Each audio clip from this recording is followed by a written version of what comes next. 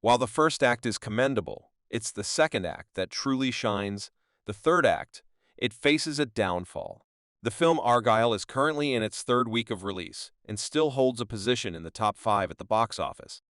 Considering that our channel's focus is on reviewing newly released films, I watched this movie and am here to report to you. Welcome back. Before we go any further, please subscribe. The story revolves around a woman who, once a successful writer of spy and crime genre books, finds herself suddenly immersed in a criminal adventure. She realizes that what she has written has actually happened in some corner of the world.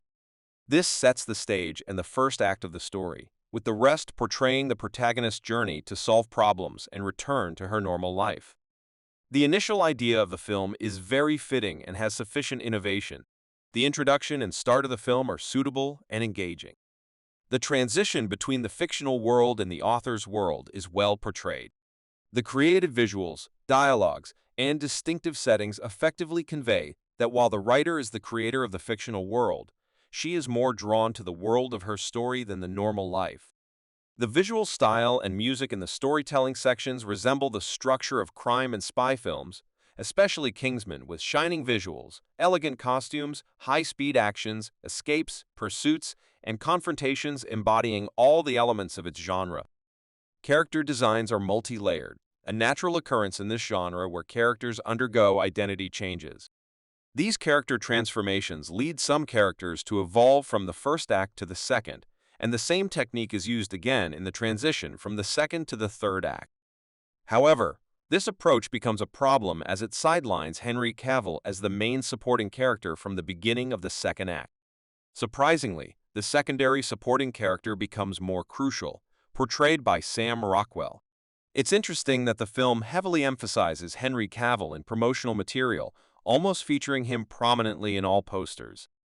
This diversion of focus towards the end of the first act will undoubtedly disappoint those who are eager to see their favorite star throughout the movie. Nevertheless, I try to approach the film critically and professionally, not attaching too much importance to the stars.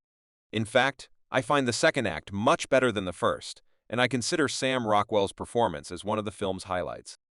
Also, the supporting character is vibrant and successful.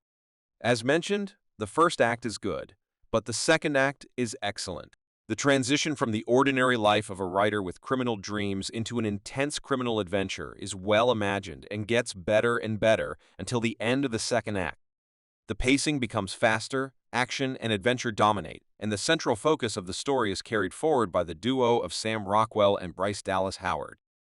Until the climax of the second act arrives, an excellent narrative twist with a brilliant touch to the crime genre.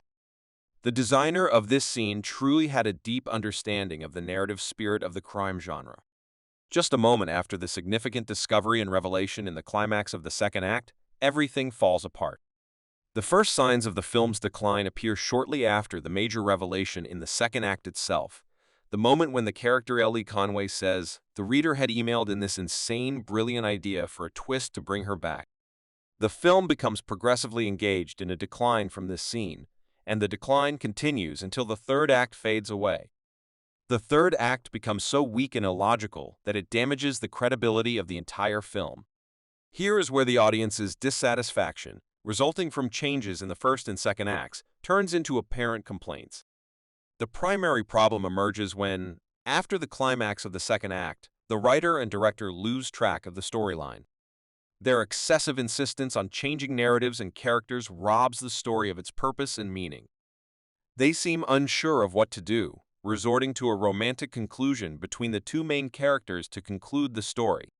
Here, the film's main flaw becomes apparent. The second major flaw is that the film fails to provide a romantic narrative for the relationship between the two main characters, played by Sam Rockwell and Bryce Dallas Howard, making it tangible for the audience. The intense focus on changes and adventurous challenges has overshadowed the opportunity to deepen relationships. Keep in mind that this film took a big risk by changing the supporting character's personality in the transition from the first to the second act.